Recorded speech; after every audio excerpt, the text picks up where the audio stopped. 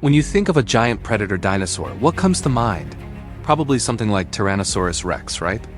A huge head, powerful legs, tiny arms, the classic land-based monster.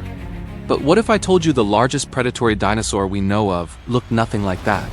What if it was a creature so strange, so bizarre, that for a century, we couldn't even figure out what it was? This is the story of Spinosaurus, the predator that evolution designed by breaking all the rules.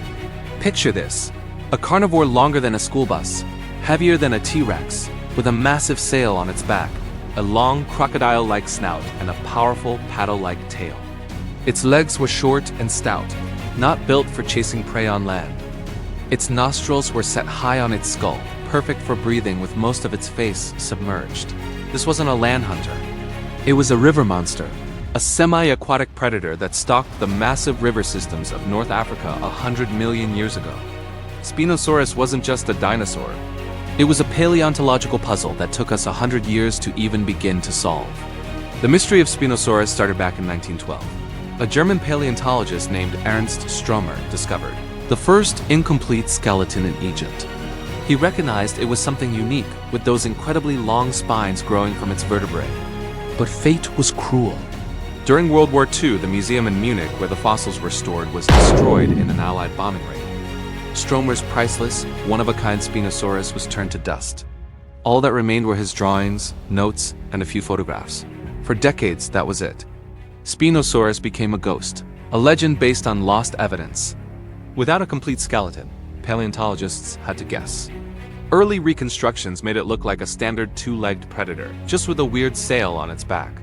Think of a slightly bigger Allosaurus with a fin. It appeared in books and movies this way for years, a land-based hunter that just happened to look a bit different. But the clues in Stromer's notes didn't quite add up. The teeth were conical, like a crocodile's, perfect for gripping slippery fish, not for crushing bone. Something was off. The lost fossil haunted the world of paleontology. We knew something incredible had existed, but we had no way of knowing what it truly was. Then, in the early 2000s, everything changed. New Spinosaurus fossils began to surface in Morocco, from the same rock formation where Stromer had found his original. First, a new snout was found, confirming its crocodile-like head. Then, piece by piece, a more complete picture emerged. Scientists, led by paleontologist Nitzer Ibrahim, followed clues from fossil dealers back to the very spot where a partial skeleton had been unearthed. What they found was revolutionary. This new skeleton included parts of the skull, spine, and crucially, the hind legs. And those legs were the game changer. They were shockingly short and robust, completely wrong for a bipedal land animal of that size. A creature this top-heavy with such short legs would have been clumsy and slow on land, but in the water? That's a different story.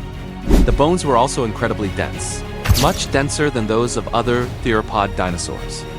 This is a feature we see in animals like penguins and manatees. It acts as ballast, helping them control their buoyancy in water. The evidence was piling up. Spinosaurus wasn't just visiting the water, it lived in it. The final piece of the puzzle, and perhaps the most stunning, was the tail. For years, everyone assumed it had a typical tapering dinosaur tail. But in 2020, Ibrahim and his team announced the discovery of a nearly complete Spinosaurus tail. It was unlike anything they'd ever seen on a large predatory dinosaur.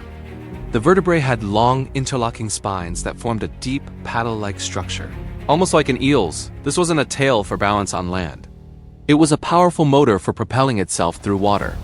It was the smoking gun, the final confirmation that Spinosaurus was a true aquatic hunter, using its massive tail to chase down giant fish in ancient rivers. So the image of Spinosaurus has transformed dramatically. It went from a land-walking T-Rex cousin with a sail to a clumsy, four-legged wader, and finally to a powerful, swimming river monster. This journey tells us something profound about science. Science isn't about having all the answers. It's about asking questions, challenging old ideas, and being willing to be completely wrong. Every new fossil, every new discovery, forces us to redraw our picture of the past. Spinosaurus is the ultimate proof that evolution doesn't have a single best design. It finds success in countless, often bizarre, ways. There isn't one template for a giant predator. T-Rex was the tyrant king of the land, but Spinosaurus was the undisputed emperor of the water. This creature forces us to reconsider what a dinosaur could be. It breaks the mold. It reminds us that the history of life on Earth is far stranger and more wonderful than we can imagine. The story of Spinosaurus is a story of loss, discovery, and constant revision. It is a testament to the persistence of scientists who piece together these ancient worlds from fragments of bone. It shows us that even the most established ideas can be overturned by new evidence. The truth isn't always what we expect it to be, and that's what makes paleontology so exciting. What other incredible creatures are still out there waiting to be found? What other rules of nature are just waiting to be broken by a new discovery? The story of Spinosaurus isn't over. There are still so many questions. How did it move on land? How did it raise its young? We've only scratched the surface. Every bone that comes out of the ground adds another chapter to the story of this impossible animal. The predator that shouldn't exist, but did. It's a powerful reminder that our knowledge is always evolving, just like life itself. The greatest mysteries are often the ones that lead to the most profound discoveries.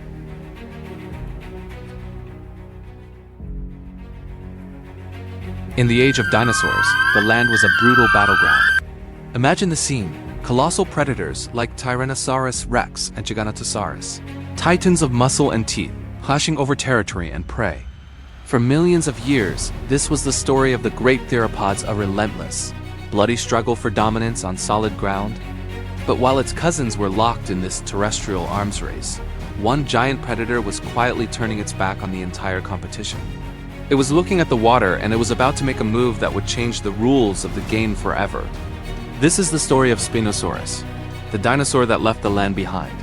When you look at a classic predator like T-Rex, you see a skull built for crushing bone. Its teeth are like railroad spikes, designed to inflict catastrophic damage on large, struggling prey. Now look at the skull of Spinosaurus. It's completely different. Long, slender, and almost crocodile-like in its shape. The teeth aren't thick and bone-crushing. They are conical, pointed, and numerous. They aren't designed for grappling with the Triceratops. Instead, they form a perfect fish trap. When those jaws snapped shut on a slippery fish, the interlocking conical teeth would make escape virtually impossible. This was not the toolkit of a land-based brawler. This was the highly specialized equipment of a master fisherman. This jaw structure was our first major clue. It strongly suggested that Spinosaurus wasn't chasing the same menu items as its terrestrial relatives. While others fought over hadrosaurs, Spinosaurus was likely wading into the vast river systems of Cretaceous North Africa, targeting the enormous fish that thrived there, like the sawfish Onchopristis. But anatomical clues, as strong as they are just one piece of the puzzle. To truly confirm Spinosaurus's lifestyle, scientists needed to find a way to ask the bones themselves where they had spent their time. And the answer, it turns out, was locked away inside the very chemistry of its fossils. The technique is called isotope analysis. Think of it like a chemical fingerprint. The elements you consume from your environment, like oxygen, become incorporated into your bones. Different types of water like salt water, fresh water, or the water inside a land animal have different isotopic signatures. When scientists analyzed the oxygen isotopes in the bones of Spinosaurus and compared them to other animals from the same ecosystem, the results were astounding. The isotopic signature of Spinosaurus didn't match the land-dwelling dinosaurs. It didn't even perfectly match fully aquatic reptiles like Plesiosaurs. Instead, it fell right in line with animals that spent a significant amount of time in both water and on land, like crocodiles and hippos. The bones were screaming a clear message. Spinosaurus was semi-aquatic. It was living a life split between two worlds. This wasn't just a quirky habit. It was a revolutionary evolutionary strategy for a predator of its size. No other giant theropod we know of had committed to this kind of lifestyle. Spinosaurus had dense bones, which would have helped with buoyancy control, much like the bones of modern penguins and manatees. Its feet were broad and possibly webbed, excellent for paddling.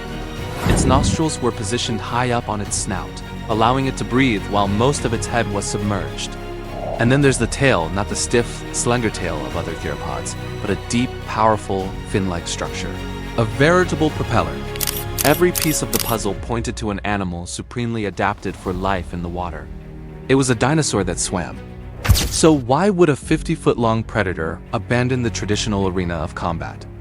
The answer is simple: opportunity. The terrestrial environment of Cretaceous North Africa was crowded. It was home to other massive carnivores, like Dinosaurus, a beast that rivaled T-Rex in size. Competing directly with such a formidable predator would have been a costly, energy-intensive, and dangerous business. Every meal would be a potential fight to the death. Spinosaurus, by moving into the aquatic environment, effectively sidestepped this competition. It carved out a niche for itself that no one else could fill. The rivers were teeming with giant, nutrient-rich fish, a food source that was largely untapped by other giant carnivores. Spinosaurus didn't need to fight Dinosaurus for a meal. It just had to go for a swim. This move was a stroke of evolutionary genius. It illustrates a fundamental principle of survival. Often, the most successful strategy isn't about being the strongest, but about being the smartest. It's about avoiding the fight altogether. By specializing, by innovating, Spinosaurus opened up a whole new world of resources. It traded the bloody battlegrounds of the plains for the bountiful, uncontested hunting grounds of the river. This specialization allowed it to thrive, becoming one of the largest, if not the largest predatory dinosaur that ever lived. It was a testament to the power of finding your own niche, of playing a different game than everyone else. But this grand evolutionary experiment also came with a significant risk. Specialization is a double-edged sword. While it provides a huge advantage in a stable environment, it also creates dependence. Spinosaurus was now completely reliant on its aquatic ecosystem. Its body was no longer optimized for efficient movement or hunting on land. Its diet was tied to the health and abundance of the river's fish population. If that environment were to change, if the rivers were to dry up or the fish populations were to crash, Spinosaurus would be in deep trouble. Unlike a generalist predator that could switch its food source, Spinosaurus had placed all of its evolutionary bets on one strategy. For a time, it was a winning bet that paid off handsomely. But as we know from the fossil record, all environments eventually change. Ultimately, the story of Spinosaurus is a powerful lesson in evolution and survival. It shows us that evolution doesn't just reward brute strength. It rewards innovation, risk-taking, and the courage to break from convention. Under the right pressure, stepping away from the competition is a far better strategy than trying to win a fight you do and need to have. Spinosaurus didn't need to be a better land hunter than Dinosaurus. It just needed to be a better swimmer. It chose a path of less resistance and, in doing so, became a legend. It's a profound reminder that sometimes the key to survival isn't about being the king of the mountain, but about finding a whole new mountain to call your own. The tale of this incredible dinosaur isn't just about a creature from a bygone era. It's a timeless story about the power of adaptation and the beautiful, unpredictable dance of life itself.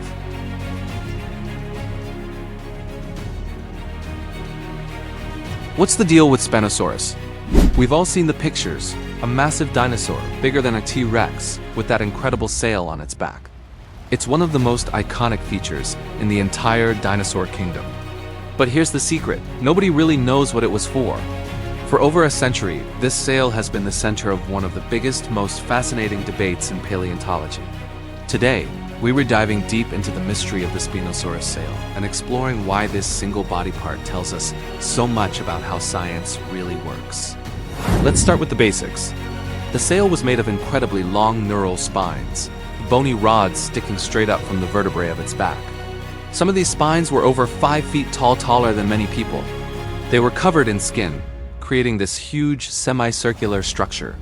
When the first Spinosaurus fossils were discovered in Egypt back in 1912 by Ernst Stromer, the scientific world was stunned. There was nothing else like it. But then, disaster. Stromer's fossils were destroyed in a bombing raid during World War II, leaving only his drawings and notes. For decades, Spinosaurus became a ghost, a legend we couldn't study directly. It wasn't until new specimens were found in Morocco in the late 20th and early 21st centuries that Spinosaurus re-entered the spotlight. And with these new bones came new questions, and the old debate about the sail roared back to life. So, what are the leading theories? The first and most popular idea is that the sail was for display. Think of a peacock's tail. It's big, it's flashy, and it's all about showing off. A giant sail would have made a Spinosaurus look even bigger and more impressive than it already was. This could have been used to attract mates, with the most vibrant or largest sail belonging to the most desirable partner. It could also have been used for species recognition. In a busy prehistoric ecosystem with lots of large carnivores, a unique silhouette like that would be an unmistakable signal. I'm a Spinosaurus. It helps avoid confusion and unnecessary conflict with other species. Another aspect of display is intimidation. Picture two rival Spinosaurus squaring off over territory or a meal. They could angle their bodies to present the sail in its full glory, a massive billboard of power. The one with the more intimidating sail might win the confrontation without ever having to fight, saving precious energy and avoiding injury. The fossils support this idea, as the sail would have been quite a fragile structure. The spines are long and relatively thin. They probably couldn't withstand a direct, powerful blow. So using it for display rather than physical combat makes a lot of sense. But what if it wasn't just for show? Another major theory is thermoregulation, a built-in radiator or solar panel. The idea is that the sail was filled with blood vessels. In the cool morning, Spinosaurus could turn its sail towards the sun, absorbing heat and warming up its massive body faster than other cold-blooded dinosaurs. This would give it a huge advantage, allowing it to become active earlier to hunt or move around. Conversely, if it got too hot, it could stand in the shade or a breeze, and the sail would help dissipate excess heat, keeping it from overheating. It's a clever idea, and we see similar structures in other animals, like the sail on the Pelycosaur Dimetrodon, which lived hundreds of millions of years before Spinosaurus. However, the thermoregulation theory has some problems. More recent studies of the bone structure of the spines suggest they weren't as riddled with blood vessels as we'd expect for a primary thermoregulatory device. Modern animals of similar size, like elephants, use their large ears to cool down, and their ears have a dense network of blood vessels right under the skin. The Spinosaurus sail doesn't seem to match up. Also, given what we now believe about Spinosaurus's lifestyle, that it was semi-aquatic, spending much of its time in water, the need for a giant solar panel seems less critical. Water is great at regulating body temperature. So, while thermoregulation might have been a secondary benefit, it probably wasn't the main reason for the sail's existence. This brings us to a more recent and intriguing idea: the sail as a hydrodynamic stabilizer. As our understanding of Spinosaurus has shifted towards it being a river monster, a predator that hunted fish, the function of the sail has been re-evaluated in this context. Some scientists propose that the sail acted like a dorsal fin on a fish. When swimming, the sail would have stayed above the water, providing stability and helping it move through the water with more control. It could have helped it maintain its position in a current while waiting for prey, or acted as a pivot point for quick turns to snatch a fish. It could even have been a visual signal to other Spinosaurus from a distance across the water's surface. This is a really cool idea, but it also has its critics. A large, rigid sail high above the water could also catch the wind and make the animal unstable, acting like a boat's sail in the wrong way. Furthermore, no other known aquatic or semi-aquatic animal, living or extinct, has a structure quite like this. Crocodiles, otters, and even marine iguanas are all streamlined in a way that Spinosaurus, with its giant back fin, was not. The sail creates a lot of drag. It seems counterintuitive for an animal that needed to be efficient in the water. So, the hydrodynamic fin theory, while compelling, is still very much up for debate, and here's where we get to the heart of the matter. The problem is that no single explanation seems to fit all the evidence perfectly. The display theory is strong, but doesn't explain everything. The thermoregulation theory has been challenged by bone histology. The hydrodynamic theory is innovative, but faces biomechanical hurdles. What if the answer isn't one thing? What if it's all of them? This is a concept in biology called adaptation. It's where a trait that evolved for one purpose is later co-opted for another. Maybe the sail started small, as a simple ridge for species recognition. Then, as it got larger through generations of sexual selection, bigger sails being more attractive, it also became useful for intimidation. Perhaps along the way, it also provided some minor thermoregulatory benefits. And finally, as Spinosaurus became more aquatic, the now enormous sail found a new, albeit perhaps clumsy, role in stabilizing it in the water. Evolution doesn't design with a blueprint. It's not an engineer trying to build the most efficient machine. It's a messy, trial-and-error process.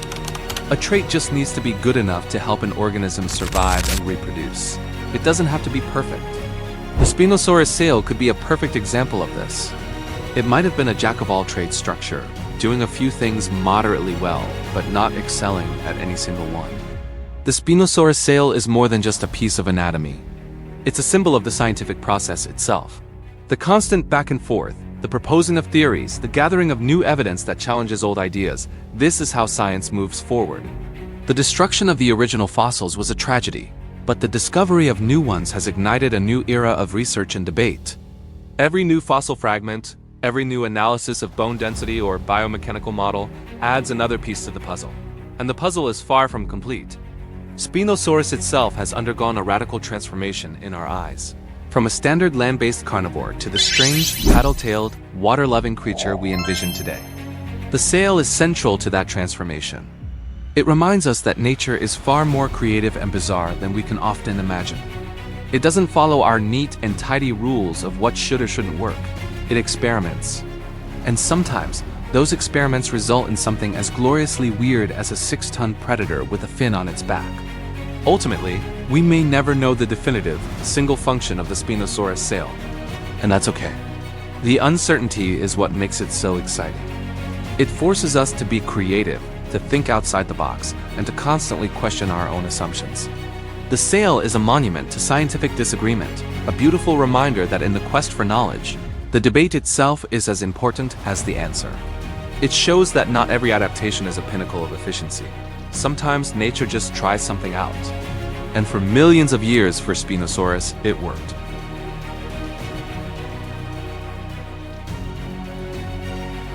Have you ever felt like you're stuck between two worlds, not quite fitting in anywhere? While you might have more in common with one of the most bizarre dinosaurs than you think. Today, we're diving deep into the world of Spinosaurus, the giant predator that tried to conquer both land and water, and why this incredible evolutionary gamble might have been its ultimate downfall. Picture this. The Cretaceous period, about 95 million years ago. North Africa is a swampy, river-filled landscape teeming with life. And ruling these waterways is a creature straight out of a monster movie. Spinosaurus, longer than a T-Rex, with a massive sail on its back and a crocodile-like snout, it was a true giant. For decades, we pictured it as a land-based hunter, maybe snatching fish from the water's edge. But recent discoveries have completely flipped that image on its head, revealing a creature far stranger and more specialized than we ever imagined. The first clue came from its bones. When scientists analyzed Spinosaurus fossils, they found something remarkable. The bones were incredibly dense, much like those of modern penguins or manatees. This isn't what you'd expect from a land animal. Dense bones act like a diver's weight belt, reducing buoyancy and making it easier to stay submerged. This was a dinosaur built for spending significant time underwater. It wasn't just dipping its toes in. It was actively hunting beneath the surface. Imagine this colossal predator sinking effortlessly into the murky river depths, silently stalking its prey. This discovery alone changed everything we thought we knew.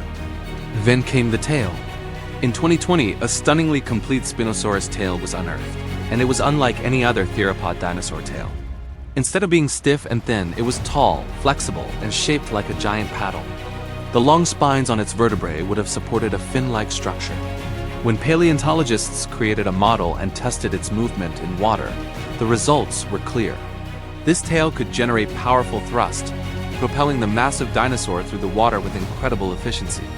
It was a propulsion system, a biological motor built for swimming.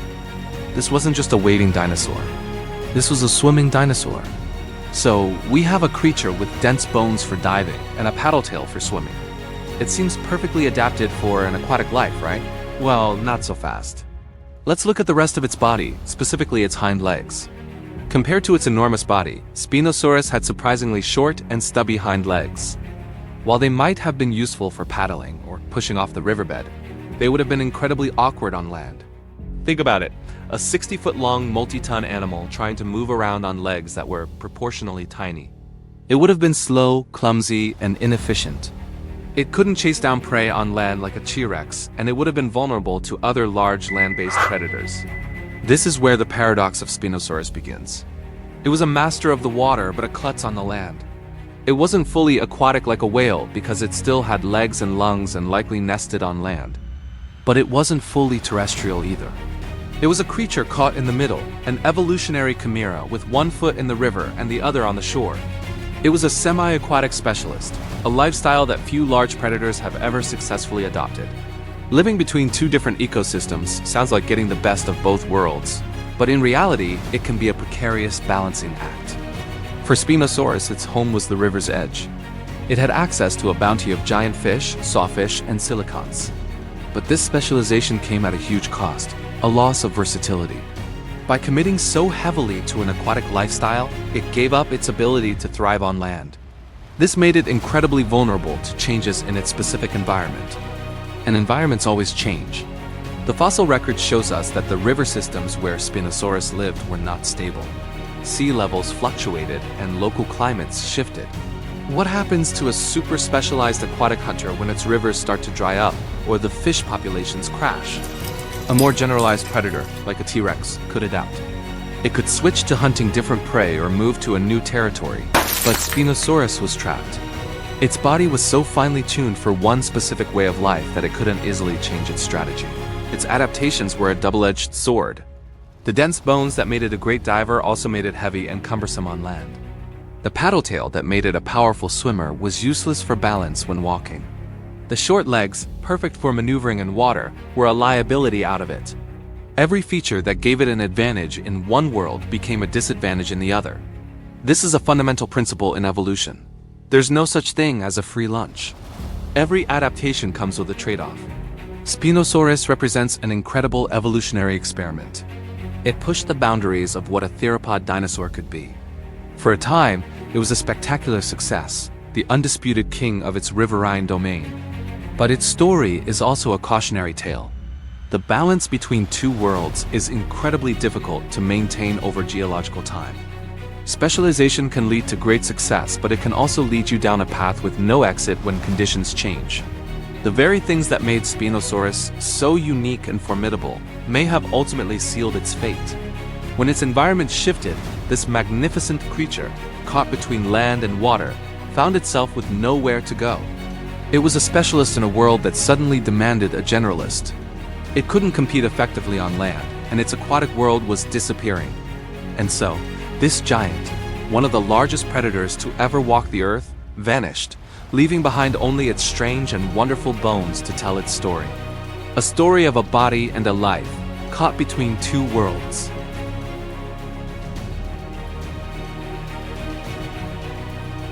Imagine a dinosaur so unique, so perfectly adapted to its environment, that its very specialization became its downfall. Today, we journey back 95 million years to uncover the dramatic story of Spinosaurus, the sail-backed giant, and explore a timeless lesson when innovation becomes a trap. Spinosaurus was a marvel of evolution. Picture this, a predator larger than T-Rex, with a magnificent sail on its back, a long, crocodile-like snout, and a powerful, paddle-like tail. This wasn't your typical land-dwelling carnivore. Spinosaurus was a semi-aquatic specialist, a king of the river systems that crisscrossed North Africa during the late Cretaceous period. Its life was intricately woven into the fabric of this lush, watery world. The climate was warm and stable, and the rivers teemed with life-giant coelacanths, sawfish, and lungfish. For millions of years, this was a paradise for a predator designed to hunt in water. Its conical teeth were perfect for gripping slippery fish. Its dense bones provided buoyancy control like a modern hippo, and its tail propelled it through the water with incredible force. Spinosaurus had carved out a niche for itself, a domain where it reigned supreme. It was an evolutionary success story, a testament to the power of specialization. But what happens when the world you've mastered begins to crumble? The very stability that allowed Spinosaurus to flourish was a ticking clock. The Earth's climate is never truly static. Towards the end of the Cretaceous, global climate patterns began to shift. Sea levels started to fall, and the warm, wet climate that sustained the vast river networks of North Africa began to change. What was once a sprawling, interconnected system of deep rivers and estuaries started to dry up. The lush floodplains receded, and waterways became shallower, fragmented, and less reliable. For an animal that had bet its entire evolutionary strategy on a consistent aquatic environment, this was a catastrophe in slow motion. The very foundation of its existence was literally evaporated. Think of it like a thriving port city whose main waterway slowly silts up, cutting it off from the sea. The source of its wealth and sustenance vanishes. For Spinosaurus, the drying waterways were an existential threat. Its primary food sources, those giant fish we talked about, were disappearing. As river levels dropped, the aquatic ecosystem collapsed. Fish populations dwindled, unable to survive in the shrinking, isolated pools of water. Suddenly, the undisputed king of the rivers found its pantry bare. The once abundant buffet was gone, replaced by scarcity. Spinosaurus was a massive animal, requiring a colossal amount of food to survive. A single adult would have needed to consume hundreds of pounds of fish every single day. A slight disruption in the food chain would be a problem. A total collapse was a death sentence. Herein lies the tragic irony of Spinosaurus' story. Its incredible adaptations, the very tools that made it so successful, now became its cage. That long snout, perfect for snatching fish, was not well suited for tackling land-based prey. Its powerful tail, a marvel of aquatic propulsion, was less useful on dry land. Its entire anatomy was a masterclass in aquatic hunting, but it was a clumsy and inefficient terrestrial predator compared to other carnivores of its time. Like Dinosaurs, which roamed the same lands, specialization is a high-stakes gamble in evolution. It grants you dominance in a stable environment, but it robs you of flexibility when that environment changes. Spinosaurus was a Formula One car, unbeatable on the racetrack. But when the track turned into a rugged off-road trail, it was left stranded. It couldn't just decide to hunt on land more effectively. Evolution doesn't work that way. The process of adaptation takes thousands, if not millions, of years. The environmental changes were happening too quickly. Spinosaurus was locked into its niche, unable to pivot, unable to adapt fast enough to the new, drier world emerging around it. It was a specialist in a world that suddenly demanded a generalist. This brings us to a crucial point about evolution. We often think of success as a permanent state, a final destination. We picture a ladder of evolution with certain species at the top, but the reality is far more dynamic and chaotic. Evolutionary success is always temporary. It's as a measure of how well an organism fits its specific environment at a specific moment in time. The dinosaurs ruled the Earth for over 150 million years, a reign of astonishing length and diversity. They were incredibly successful. But when the asteroid struck, their dominance ended. The environment changed in an instant, and new forms of life, the adaptable mammals, rose to take their place. Spinosaurus' story is a microcosm of this larger principle. For millions of years, it was a pinnacle of evolutionary design. But its success was conditional, tied to a world that was destined to change. So is it fair to say that Spinosaurus failed? Not at all. To say it failed is to misunderstand the nature of life on Earth. Spinosaurus didn't make a mistake. It didn't choose the wrong path. It played the game of evolution brilliantly and won for a very long time. It simply found itself in a game where the rules were suddenly rewritten without warning. It wasn't outcompeted in its own element. Its elements ceased to exist. It was outpaced by the relentless march of geological and climatic change. Its extinction wasn't a mark of failure, but a consequence of being too good at one thing in a world that demands versatility. It was a champion dethroned not by a rival, but by the arena itself collapsing. The story of Spinosaurus holds a profound and powerful lesson. Innovation without flexibility can be a path to extinction. Spinosaurus was an innovator. It pushed the boundaries of what a theropod dinosaur could be, venturing into a new realm and mastering it. But this innovation came at the cost of adaptability. It put all its evolutionary eggs in one basket. When that basket was dropped, there was no backup plan. This isn't just an ancient tale of a long-lost creature. It's a parable that resonates with our modern world. Think of businesses that dominate an industry with a single revolutionary product, only to be left behind when technology shifts. Blockbuster was an innovator in video rentals, but it wasn't flexible enough to adapt to streaming. Its specialization became its trap. And the parallels run even deeper, reflecting our own pressing ecological challenges. Today, countless species are hyper-specialized, perfectly adapted to their unique environments, from polar bears on the Arctic ice to coral reefs in warm tropical waters. Like Spinosaurus, their existence is tied to a stable climate. As human activity rapidly alters the global climate, we are pulling the rug out from under these specialists. We are drying up their rivers, melting their ice, and acidifying their oceans. We are creating a world where their perfect adaptations become a liability. The story of Spinosaurus is a warning from the deep past. It demonstrates how even the most dominant and seemingly successful species can be brought to its knees when its environment changes too quickly. It highlights the fragility of ecosystems and the profound danger of losing the very foundation upon which life is built. The tale of this incredible dinosaur is not just a scientific curiosity, it's a mirror reflecting our own potential future. It reminds us that adaptability, resilience, and a respect for the delicate balance of our planet as systems are the ultimate keys to long-term survival. The fossilized bones of Spinosaurus, resting in the desert sands that were once its river kingdom, tell a timeless story of triumph, tragedy, and a warning we cannot afford to ignore. This journey into the past is fueled by your curiosity and support. If you found the story of Spinosaurus as fascinating as we do, you can help us bring more of these incredible tales to life. Think of your support as a time machine, allowing us to travel back and uncover these lost worlds together. You can join our expedition by hitting that like button, which tells the YouTube algorithm that ancient history is alive and well. And to make sure you never miss a trip, subscribe to the channel and ring that notification bell. It's your passport to our next adventure. Every like, every subscription helps us dig deeper. Thanks for watching, and we'll see you in the next era.